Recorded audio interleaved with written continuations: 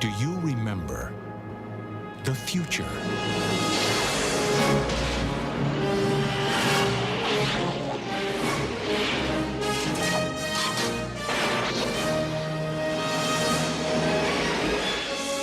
You've got to come back with me. Where? Back to the future. Are we back? We're back. What do you mean we're in the future? October 21st, 2015. Marty, we're gonna be able to see our wedding. Wow. The future. I gotta check this out, Doc. Look what happens to your son. He's a complete wimp. Don't talk to anyone. You've been looking, Bob. Hey, look! Don't touch anything. I need to borrow your hoverboard.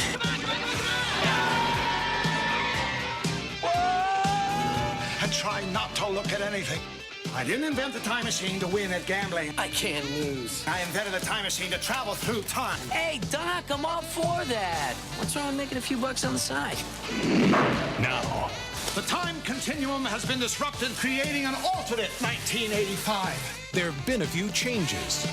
It's like we're in hell or something. No, it's Hill Valley, although I can't imagine hell being much worse. But they'll all be back. Eat less, slackers! Biff? Hello? Hello? Anybody home? Mom, that can't be you. You're so big. Michael J. Fox. Christopher Lloyd. Michael J. Fox. More like a couple of teenagers, you know? And Michael J. Fox. Mom, is that you? Steven Spielberg presents a Robert Zemeckis film, Back to the Future, Part 2. Coming November 22nd to theaters everywhere.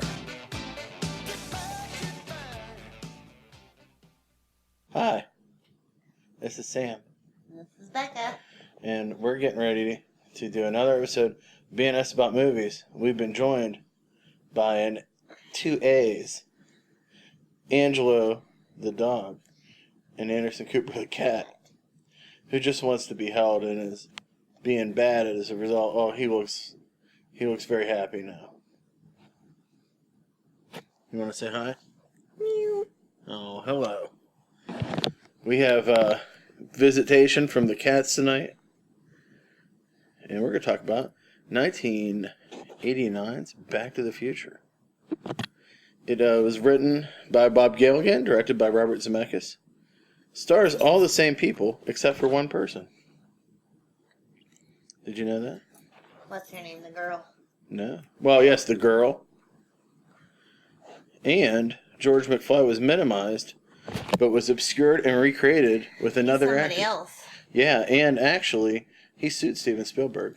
Did he? Chris McGlover sued Steven Spielberg for He's this not movie. in the other two. No, he's not. Who replaces him? I forget. It's just it's someone they actually put makeup on so he would look like him. He does look like him. That guy. Yeah, he actually won his case, but it hurt him in Hollywood for a long time. Because people were like, well, why didn't you do it? Yeah, he successfully sued both of them, changing how producers can deal with the departure of actors in a role. This is also a groundbreaking digital compositing movie. It's one of the first times he used the VistaGlide motion camera system, which allowed an actor to portray multiple characters simultaneously without sacrificing camera movement. So that's how, like, right there in that scene, there's two Martys. There's a lot of multiple acting things happening. And before, you know, when they were like Parent Trap kind of things and stuff, they would do like the split screen and those kind of things. This movie cost $40 million to make. It was made back to back. One of the few movies that was made back to back with its other sequel, Back to the Future 3. And this is the third highest grossing film of 1989. It grossed $331 million. They made their money back. They shared the budget with Part 3, really, so Yeah. they end up saving some money. Jeffrey Weissman played George McFly. Yeah. I wonder if he ever did anything after. He's an American actor. He's in Twilight Zone, the movie. He was Screech's guru on Saved by the Bell. Yeah. He's in Johnny Dangerously very briefly. He hasn't really been in much as of late. How come no one's sitting with us? Yeah, just they're exploring the house. Elijah Wood makes his first film appearance. He's one of the kids on the street, I think. He's a kid watching Marty play the arcade game Yeah. when they go into the future. And Flea plays Douglas J. Nettles, He does. one of Marty's. His dad's Yeah. people he owes money to. His name is Numbers. Yes. Also, Michael J. Fox plays 3 roles in this movie. Mm-hmm. He plays Marty McFly, Marty Jr., and Marlene McFly. Oh, yeah. They originally didn't think of a sequel for this, Mm-hmm. but they would only do it if Bob Gale, Michael J. Fox, Christopher Wood all came back.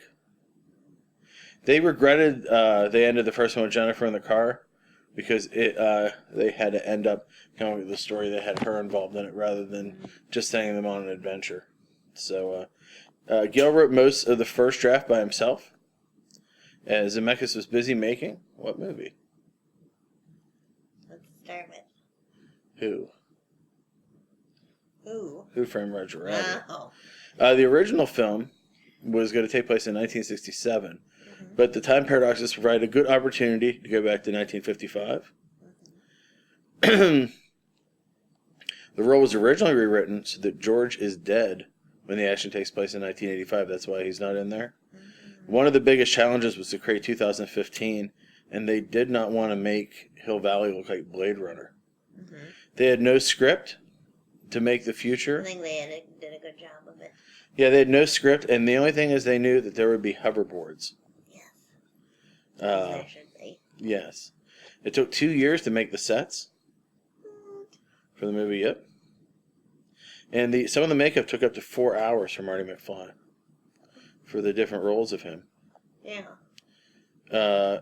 There's a brief moment of initial CGI that had never really been done before. And we can see here on the DVD thing, it's the holographic Jaws 19 shark. That's actually the first test that ever happened. That's the one they sent them to say, here's what it could look like. And they liked how crappy it looked, so they kept it in the movie.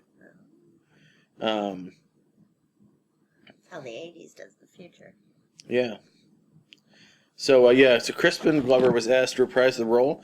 He expressed interest but could not come with an agreement.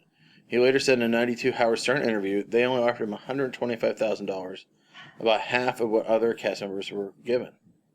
Well, see, that's the thing. Just a normal job, you can't talk about your pay. He also said that his primary reason for not doing Part 2 was a philosophical and ethical disagreement on the overall morale that the film was conveying. So Jeffrey Weissman was given a false chin, nose, and cheekbones. And they hit him, even having him wear sunglasses. So now, as a result of this, there are now clauses in the SAG, collective bargaining agreements, which says that producers and actors are not allowed to make people look like other actors unless agreed. That is Lola and Norris. Claudia Wells, as we talked about in the last one, turned down the movie. Yeah. Due to her mother being sick.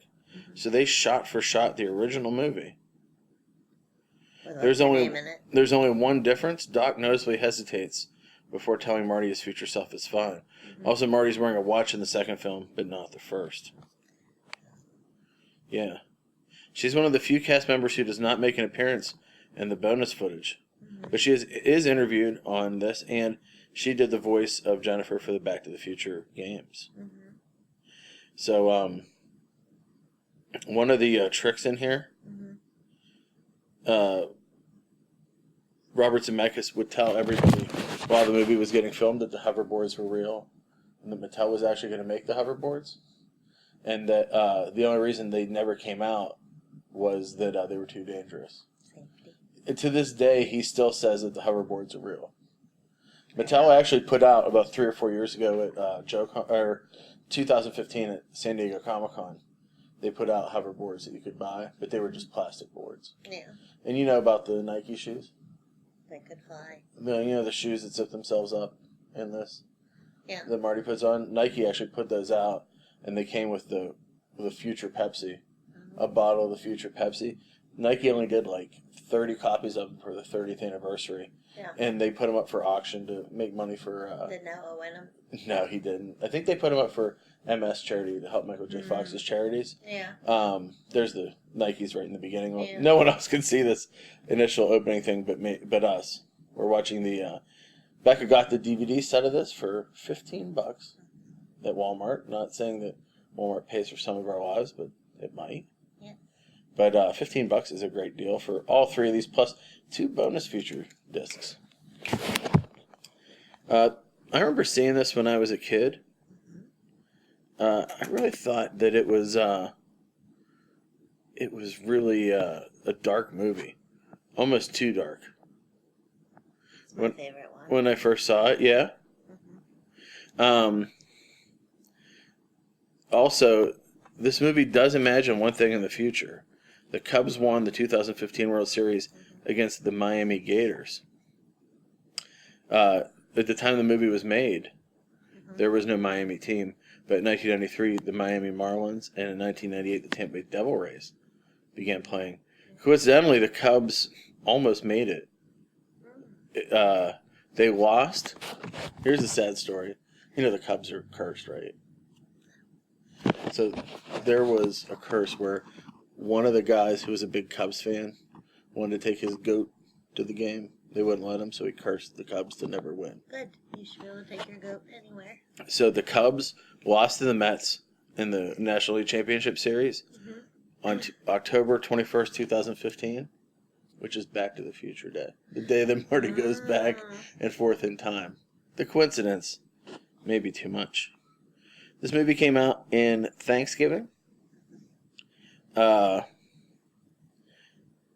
only 2 movies that did better than it that year, Indiana Jones and The Last Crusade, and Batman.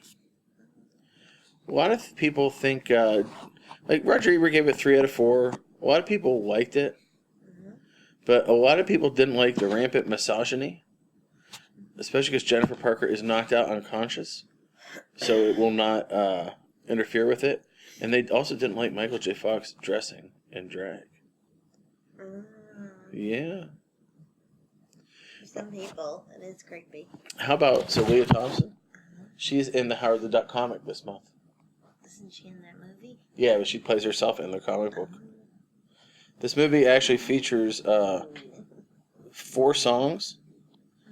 It features Beat It, Mr. Sandman Again, Papa Loves Mambo by Perry Como, and I Can't Drive 55 by the Red Rocker himself, Keener. Sammy Hagar. Billy Zane's also back in this movie. He plays one of the henchmen. Yeah, Matches. And also Oh yeah, because I guess that'd be true. He's still hanging out with them. Casey Sizemoto is back too. He plays 3D. He's the one who's like, I want to watch. Joe Flaherty has my all-time favorite role in this entire movie. I've used it probably several times in our podcast. When I have to tell you, when I was in the theater and Joe Flaherty came walking out, Yeah. I lost my mind in the theater, going nuts, jumping up and down. He is one of my favorite people ever, and a Pittsburgh native. Yeah. So, a little bit of trivia, and we'll start the movie. How about that? In the school dance, Biff is shown spiking the punch. George is shown confronting him in the parking lot. It may be that George's uncharacteristic courage in the scene is because he drank Biff's spiked punch. True. The clock tower is still broken in 2015. I don't think they ever fixed the clock tower. Carl Sagan said, "This is the greatest time travel movie ever made." I think it's the most accurate depiction of what I think it was like, or would be like. Would be like? You know. I believe that when you travel in time, you actually split time, and you create a divergent timeline. So every time you travel, you're creating multiple versions of yourself that exist in their own timelines. And I also They believe, still exist. I believe that every major decision creates divergent timelines. So there is a timeline where Teen never lost his balls. He says, "I didn't make that decision. No, that decision was not for us to make, Teen. People took him, team." Yeah. After people. Throughout this movie, Doc Brown wears a shirt with cowboys on horseback and a train, which foreshadows what would happen in the next one. Yeah. Griff's goons wear 3D hologram glasses to show that they are somewhat related to 3D in the past. Mattel was actually kind of upset because they were overwhelmed with phone calls from people asking them why they couldn't get hoverboards. So, Robert Zemeckis considers this one of his favorite films. Very few of the original costumes from the original movie survived. Only Leah Thompson's dress survives. Why? They're just tossed and given to other people and whatnot. Yeah. Also, the tagline for Jaws 19 in this movie is, this time, it's really, really personal. And it's directed by Max Spielberg, who is Steven Spielberg's son. Max was born in June of '85, the same year the first film in the series was released. And when Marty sees the hologram, he says, "Boy, that shark still looks fake." That references Spielberg's reaction when he saw Jaws the Revenge. First one. Yes. The menu at Cafe 80s introduces several Pepsis. Pepsi Original, Pepsi Diet, Pepsi Max, which, as we all know, is my official drink. Maybe you don't know. And Pepsi Perfect, which is the drink that came with the shoes. Flea said that he has never seen this movie, even though he is in it. Michael J. Fox didn't know there was going to be a sequel. When the original came out on VHS, and it said to be continued, he paused the movie and called his agent and said, "Am I going to be in the sequel?" "Of course you're going to be in it." What happens to Einstein? Yeah. Why is he He not? goes with Doc Brown. He goes in a suspended animation Oh, kennel that's right. in I 2015. think he's in the third one, too. Yeah. The closing scenes of the first movie were all reshot, as we said. Several changes are made. You can see some delivery changes. Also, Doc mentions to Marty they use a rejuvenation disc to make him look younger. This is written so Christopher Lloyd would not have to wear old age makeup, because he wore old age makeup for the 1985 version of Doc. I never knew that. He did. Only one sequel was originally planned, and it was called Back to the Future Paradox. Yeah. And there was also going to be another version where he met his parents in the 60s. All Parkinson's research, that's what the shoes went to. Yeah. Godzilla was going to be the movie that he saw on the thing. Do you know what casino was used for Biff's Casino? Plaza. Oh, my baby is from Las Vegas. Yes. They used that one for everything back in the day. Oh, really? Whole world. All kinds of stuff. Yes. Also, in the French translation of the film, much like the other one, Marty's name is Pierre Cardin.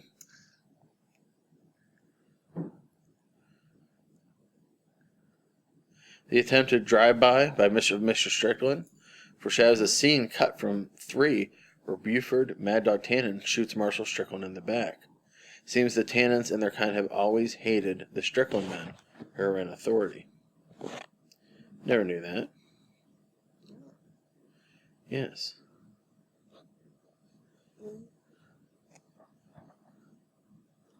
See if there's anything else. I always thought it was really cool that the when they flip open the thing and they put all the garbage in it to fuel it. I thought when I was a kid, I was like, man, that'd be really cool if that's what happens in the future. But it never did. Also, at one point, whenever in 2015, whenever you see all the cars flying around, one of them is the star car from The Last Starfighter, and one of them is the spinner from Blade Runner. How about that? Yeah.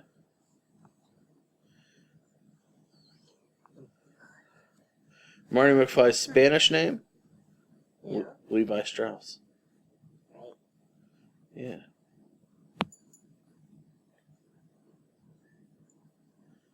This is the first film the MCA Universal ever put out on VCR.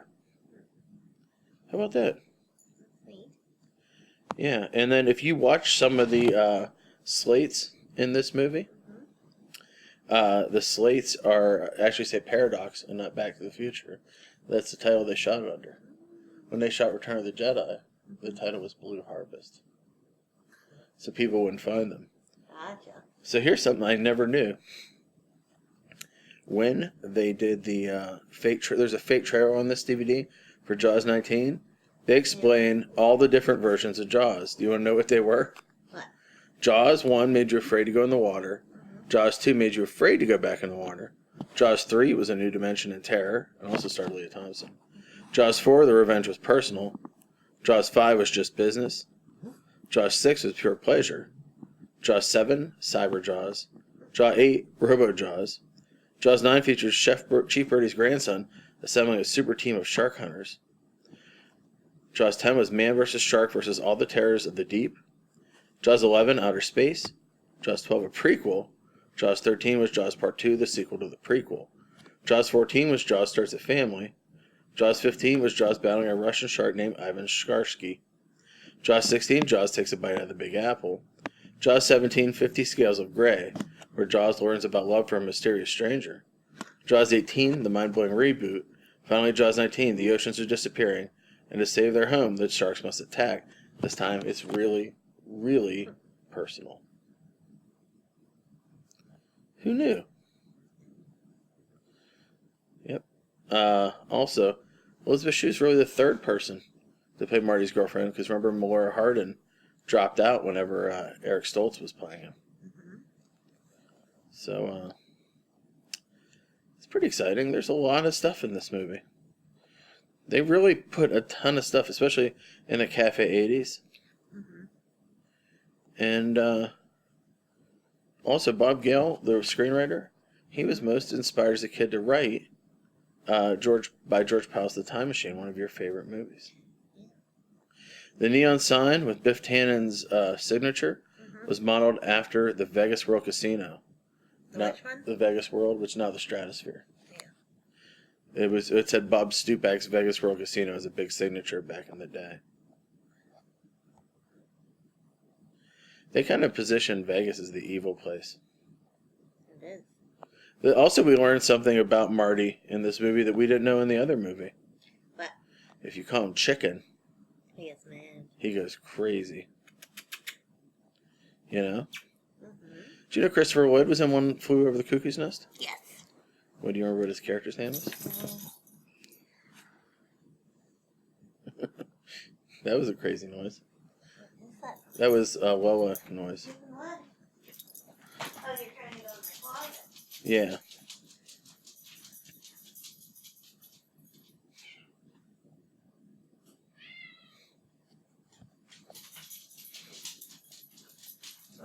In the basement.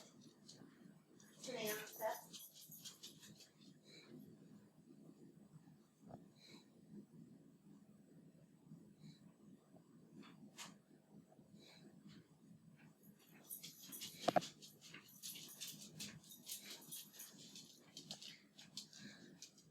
Wasn't his name like a one-word name? Who? And One Flew Over the Cuckoo's Nest? Yeah.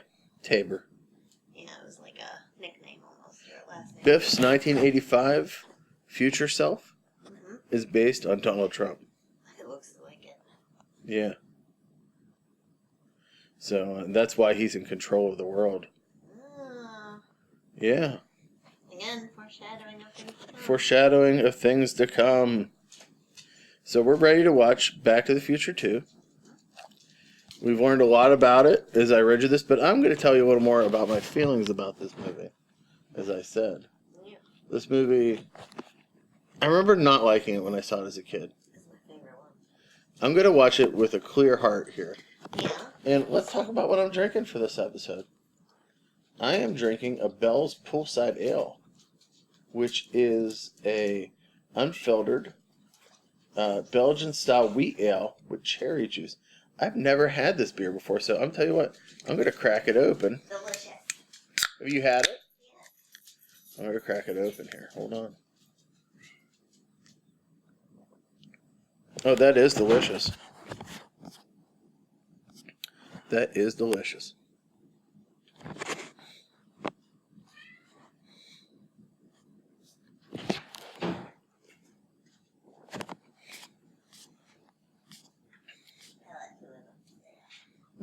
Who? Elvis and Lola?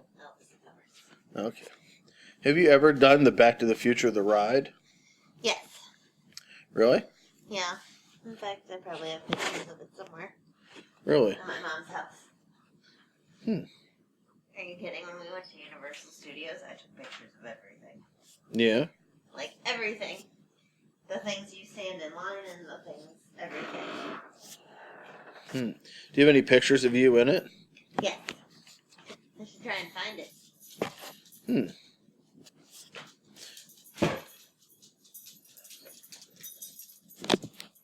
Well,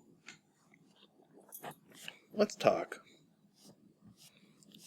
about this movie a bit. I'd like everybody to watch this movie. And I'd really like some comments. We usually don't get a ton of comments on the episodes.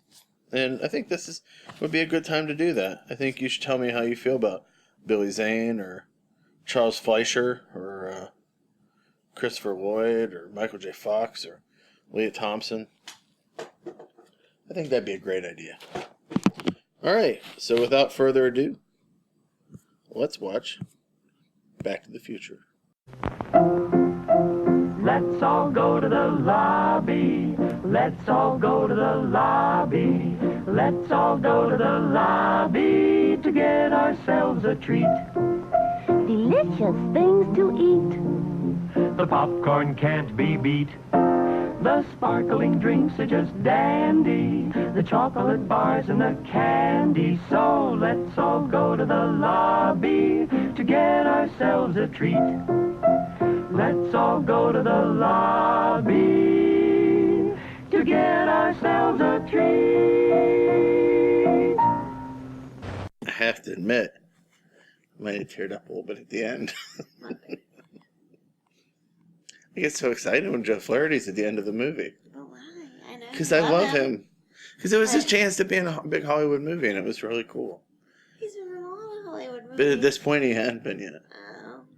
He had only been like in, he hadn't really been in anything major yet. He had been on SCTV though. Yeah. Yeah, he hadn't been on Freaks and Geeks and all the other stuff. He was would later be. Harry Crummy plays the building guy. Mm-hmm. You know, like a lot of the SCTV guys that got more bigger than him would always put him into stuff. Mm-hmm. But he's from West Mifflin. Is he? Yeah. Maybe this is his house. No, I would have known. Maybe he But can have it. he always mentioned West Mifflin in his things. I mean, like the bat creatures that ate West Mifflin. They came up. They still live here. Be like, they came up at 51 with murder in their eyes. They still live here. Yes. And when are you going to see a movie with Joe Flaherty and Flea in it? You're not. So, I know a lot of people have problems with the third Back to the Future, which we'll be getting to, I'm sure. Being cowboys, I'm pretty into it. Yeah. This Back to the Future is really weird. Because, like, do you think people felt shortchanged that they basically watched the same movie again from a different angle? Or did they appreciate, this is like pre-remix. Do you know what I mean? Like, bands hadn't done remixes yet and hadn't, like, recontextualized music by taking samples of them and stuff. And this movie pretty much samples the original, but then does it from other angles and from other perspectives, so that there's a second narrative. Different time and place. There's a second narrative going through the first narrative that you didn't see the first time. Exactly. It's pretty exciting. I think they did the following up to, you know, saying I think they did something big was going to happen, and I think they pulled it off. I think this is a good movie. I don't think Look, people it's my liked it. favorite one. People didn't like it. Well, it's because it's so dark. Everybody's dead. His dad's dead. His mom has giant boobs and is sleeping with Biff. Mm-hmm. Yeah. And it really, like, postulates Biff as, like, the Donald Trump, like, He is. just monster. You should post that if he gets elected. That's what's going to happen. People think This will come out a couple weeks from now, but they think already that the Republicans are readying a second nominee How are they allowed to vote it if he drops out. If he drops out? Yeah. No. Who knows? Why would he do that? Because they could even just say they don't want him as their. They could distance themselves from him and run someone else. The whole thing is just crazy. Well, they better hurry it up. November's coming. I know. So, I really like this movie. I'm going to give it a B. Give it A-. Really, an A-. I love the to be concluded arrow. And when they show the Wild West stuff. When I was in the theater seeing this Everyone get ready. It's coming in summer 1990. When I was in the theater and I you saw have to this, get in a DeLorean to go see it. I lost my mind in the theater that they were going back to the Wild West. Mm-hmm. I went crazy. How old were you when the first one came out? When the first one came out, 4 years before this. Yeah. 85, I was 13. Mm. And I saw this, I was like a junior in high school, I saw this. Yeah. I found out why, when the DeLorean gets blasted with lightning, why it says 99. Why? You know how the straight lines look whenever it goes through somewhere? Because it was getting spun around by the lightning, it just curled around. It was supposed to look like circles, but they didn't like tires. Yeah, they couldn't get the effect to look right, they said. Excuse me, because the lightning hit it and took it to 88 miles an hour. But there's some conjecture online about it. Yeah. Yeah. But a lot of people don't like the misogynist bent of this movie that women really don't figure into it. It's a dark one. Yeah. Women are treated pretty badly in it. Also, there's some vaguely racist overtones that because Marty's house is in a bad neighborhood, black people have to live there. Yeah. I don't think that would have flown today. I don't think so. I do like the principal having the bulletproof vest on coming out shooting. I also like the reference to the other movie where they show the Clint Eastwood movie. Yeah. And he has the plate on. Mm-hmm. It's very similar to the plate that Doc Brown had at the end of the first one. Yes. I thought that was interesting. Mm-hmm. I like the conversation between the two Doc Browns. I like that the future... I would say both versions of 2015 are not as cool as 2016 ended up being. Yeah. I mean, we don't have flying cars, nor do we have hoverboards. But I think we have some nice stuff. I think they figured out that 80s Night was going to happen way before it did. I'm glad. The nostalgia for 80s Night. Yeah. It's the best music ever came from them. Chris Lauren asked me Monday night when we played that show at Belvedere. She goes, "You ever been here for 80s Night?" And I was like, yeah, I've been here for 80s Couple Night. times. My wife, maybe a couple times. Couple hundred times. Yeah. But Too many. it's okay.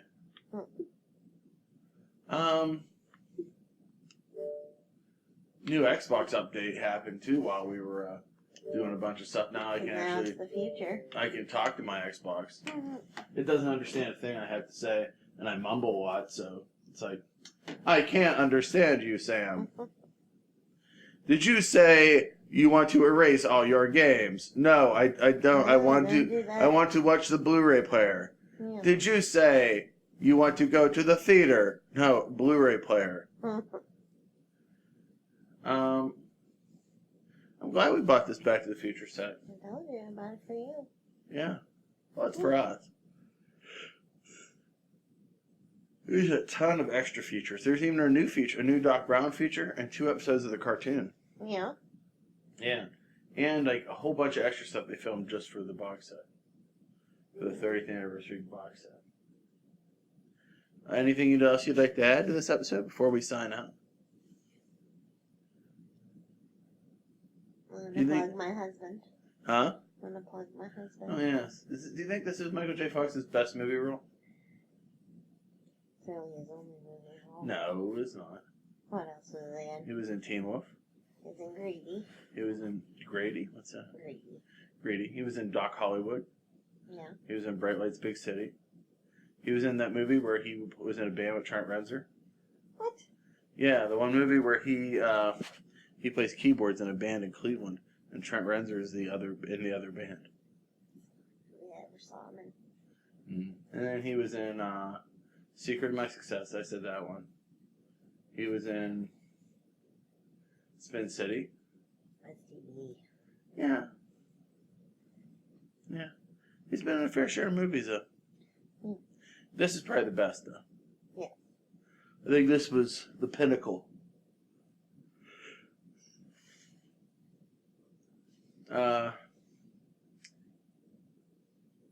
Is this the best movie Christopher Lloyd was ever in? No. What is the best Christopher Lloyd Who movie? Framed Roger Rabbit? What? Who Framed Roger Rabbit? Oh, I thought you were going to say Camp Nowhere. That too. Or Buckaroo Banzai. Yeah, that too. Yeah. Mm-hmm. He's had a pretty good run. Yeah. All right, well, as always, thanks for listening to the episode. Yeah, If you'd like to reach out to us, it's bnsaboutmovies@gmail.com. I'd really like future us to send us emails about Sam this really episode. wants some comments. Please get them to him. Yeah, just leave them on the video or leave them on the Podomatic or send us an email or do a Facebook message. Just give him a comment, someone. That's all he lives for. Give me one of these. Yes. That's all I want. Mm-hmm. That's about it. I'm at the end of the line. Like everyone else in this thing called showbiz. I like applause, but I'll tell you, there's something to me that's more important than applause. Maybe nothing to you, but a lot to me. It's just when I walk off, if you'd all just give me one of these. When I see other guys, they got a lot of these. I never get one of these. Not right now, on the way out. I'm always hanging around, a little quickie, it don't mean nothing, you know what I mean? Because I'm the kind of guy, tomorrow you say to yourself, hey, that guy last night was all right. I should have given him one of these, you know? Even if you're not sure, you give me one of these, you can always take it right back, it don't mean nothing. Because what am I asking you for? It costs you nothing, because I got nothing going for me. I'm no handsome singer with girls wait when I walk off. What am I asking you for? For what?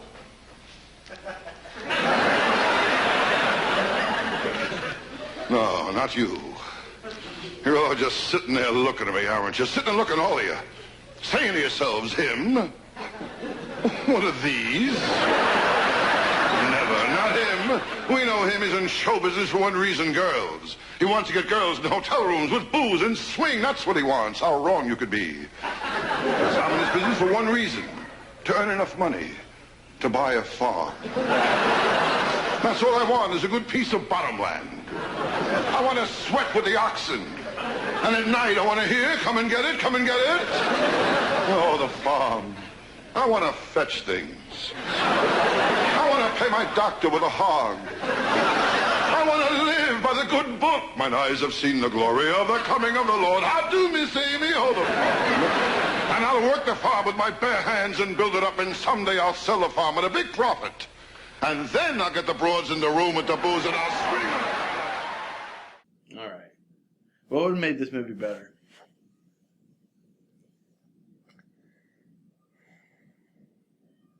The soundtrack. You don't like the soundtrack? There's not really real music. There's Sammy Hagar on it. Yeah. And Michael Jackson. In The Bad House. Yeah. More Billy Zane. Yes. More Leah Thompson. Yes. Crispin Glover actually being in it. Yep. Yeah. These are all things. All right. Well, thanks for listening. And we'll see you. At the movies. I said we'll see you. My wife went, uh-huh. I said at the movies. And I said, uh-huh. And you went, at the movies. At the movies. We'll see you. Yeah. And we'll see you. At the movies.